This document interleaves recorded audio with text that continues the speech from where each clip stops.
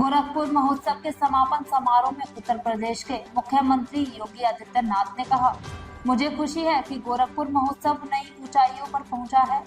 गोरखपुर भारतीय धार्मिक और आध्यात्मिक परंपरा की महत्वपूर्ण भूमि है।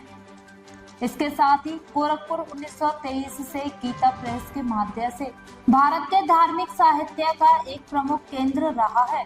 गोरखपुर के पास कुशीनगर वह स्थान है जहां गौतम बुद्ध ने निर्वाण प्राप्त किया था। गोरखपुर के आसपास कई ऐसे स्थान हैं जो भारत की प्राचीन विरासत के प्रतीक हैं। मुझे प्रसन्नता है कि लगातार 8वें वर्ष में भी गोरखपुर महोत्सव 2018 से लगातार पिछले 7 बारों की तरह ही इस बार सफलता की नई ऊंचाई तक पहुंचते हुए आज यहां पर पहुंचा है। गोरखपुर नाम से ही पता लग जाता है, महायोगी भगवान गोरखनाथ की पावन साधना स्थली है। गोरखपुर भारत की धार्मिक और आध्यात्मिक परंपरा की एक महत्वपूर्ण भूमि है, लेकिन साथ साथ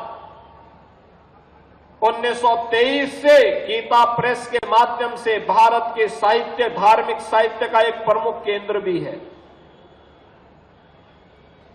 गोरखपुर के पास ही कुशीनगर भगवान बुद्ध की महान निर्वाण स्थली कुशीनगर भी है।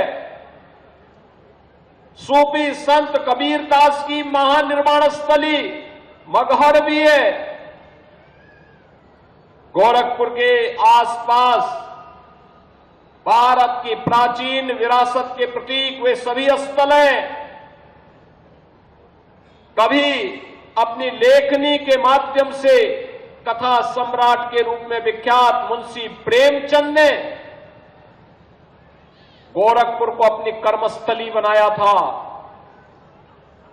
कभी गोरखपुर में फिराक गोरखपुरी ने अपनी जन्मभूमि होने का सौभाग्य सी गोरखपुर को है। वैश्विक मंच पर भारत की आध्यात्मिक विरासत को योगानंद परमहंस ने इसी गोरखपुर में जन्म लिया था और यही गोरखपुर है जहां 1857 के प्रथम स्वातंत्र समर में ब्रिटिश हुकूमत की चूलों को हिलाने वाले शहीद बंधु सिंह की जन्म और कर्मभूमि भी यही गोरखपुर है।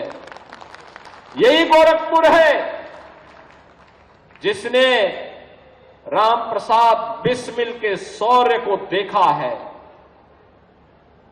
इसी गोरखपुर में राम प्रसाद बिस्मिल को देश की आजादी के उस आंदोलन में काकोरी ट्रेन एक्शन के लिए फांसी की सजा दी गई थी और इसी गोरखपुर जेल में जब पंडित राम प्रसाद बिस्मिल से पूछा गया कि अंतिम तमन्ना क्या है, तो पंडित राम प्रसाद बिस्मिल ने एक ही बात कही थी कि इस भारत वर्ष में 100 बार मेरा जन्म हो, कारण सदा ही मृत्यु का देशोपकारक कर्म हो।